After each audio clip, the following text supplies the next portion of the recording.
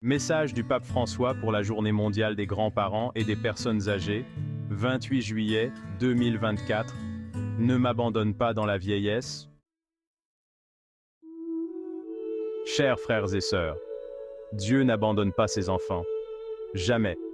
Même lorsque l'âge avance et que les forces diminuent, lorsque les cheveux blanchissent et que le rôle social disparaît, lorsque la vie devient moins productive et risque de paraître inutile. Il ne regarde pas les apparences et n'hésite pas à choisir ceux qui, aux yeux d'un grand nombre, semblent insignifiants. Il n'écarte aucune pierre. Au contraire, les plus anciennes sont la base solide sur laquelle les pierres nouvelles peuvent s'appuyer pour construire ensemble l'édifice spirituel. Toute l'Écriture sainte est un récit de l'amour fidèle du Seigneur, d'où émerge une certitude réconfortante. Dieu continue à nous montrer sa miséricorde, toujours, dans toutes les phases de la vie et dans n'importe quelle condition où nous sommes, même dans nos trahisons. Trop souvent, la solitude est la compagne amère de notre vie, nous qui sommes des personnes âgées et des grands-parents.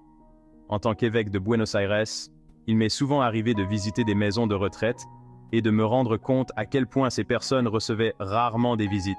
Certaines n'avaient pas vu leurs proches depuis de nombreux mois.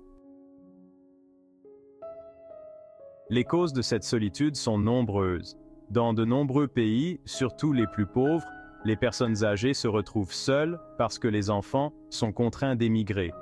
Ou encore, je pense aux nombreuses situations de conflit.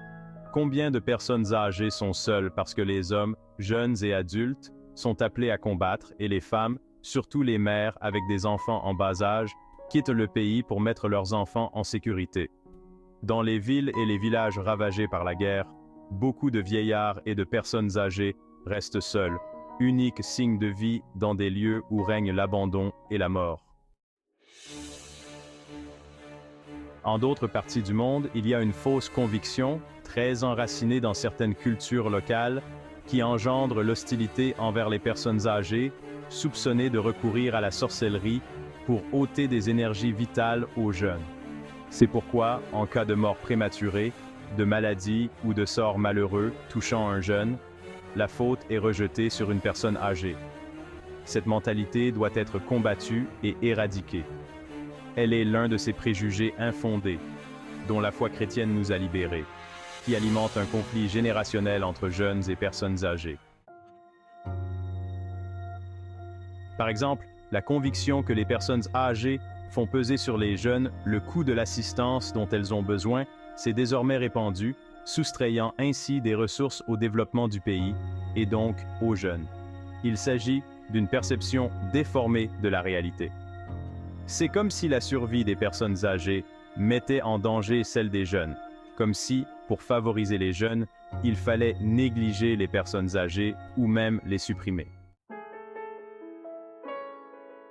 L'opposition entre les générations est une duperie et un fruit empoisonné de la culture de l'affrontement. Monter les jeunes contre les personnes âgées est une manipulation inacceptable.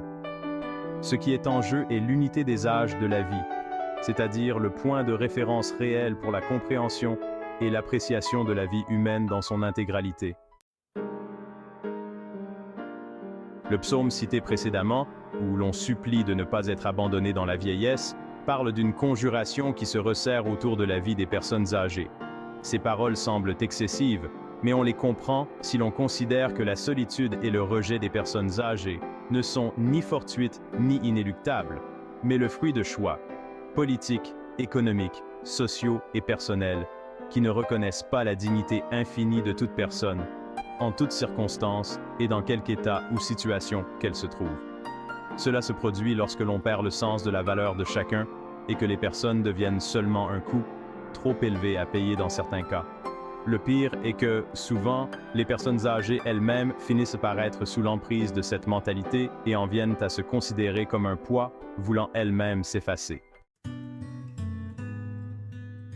D'autre part, nombreuses sont les femmes et les hommes aujourd'hui qui cherchent leur épanouissement personnel dans une existence aussi autonome et indépendante que possible des autres.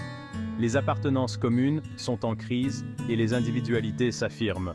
Le passage du nous au jeu apparaît comme l'un des signes les plus évidents de notre époque. La famille, qui est la première et la plus radicale contestation de l'idée que l'on peut se sauver tout seul, est l'une des victimes de cette culture individualiste.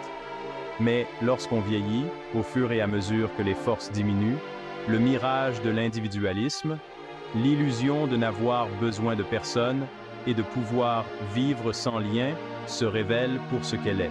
On se retrouve au contraire à avoir besoin de tout, mais désormais seul, sans aide, sans personne sur qui compter. C'est une triste découverte que beaucoup font quand il est trop tard.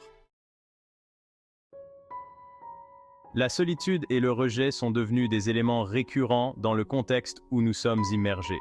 Ils ont des racines multiples. Dans certains cas, ils sont le fruit d'une exclusion programmée, une sorte de triste conjuration sociale.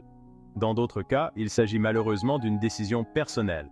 D'autres fois encore, on les subit en prétendant qu'il s'agit d'un choix autonome.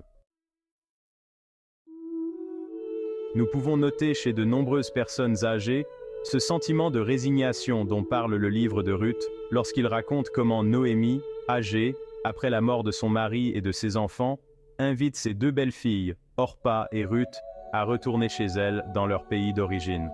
Noémie, comme tant de personnes âgées aujourd'hui, craint de rester seule, mais elle ne peut imaginer autre chose. Elle est consciente que, veuve, elle a peu d'importance aux yeux de la société et elle est convaincue d'être un fardeau pour ces deux jeunes qui, contrairement à elle, ont toute la vie devant elles. C'est pourquoi elle pense qu'il vaut mieux se retirer et elle-même invite les jeunes belles-filles à la quitter et à construire leur avenir en d'autres lieux. Ces paroles sont un concentré de conventions sociales et religieuses qui semblent immuables et qui marquent son destin. À ce moment, le récit biblique nous présente deux options différentes face à l'invitation de Noémie et donc face à la vieillesse. L'une des deux belles-filles, Orpa, qui aime aussi Noémie, l'embrasse avec affection, mais accepte ce qui lui semble être la seule solution possible, et elle s'en va. Ruth, par contre, ne se détache pas de Noémie et lui adresse des mots surprenants. « Ne me force pas à t'abandonner. » Elle n'a pas peur de défier les coutumes et le sentiment commun. Elle sent que cette femme âgée a besoin d'elle et, avec courage, reste à ses côtés dans ce qui sera le début d'un nouveau voyage pour toutes les deux. Ruth nous enseigne, à nous qui sommes habitués à l'idée que la solitude est un destin inéluctable, qu'à l'invocation « ne m'abandonne pas ». Il est possible de répondre « je ne t'abandonnerai pas ». Elle n'hésite pas à renverser ce qui semble être une réalité immuable, vivre seul ne peut être l'unique alternative.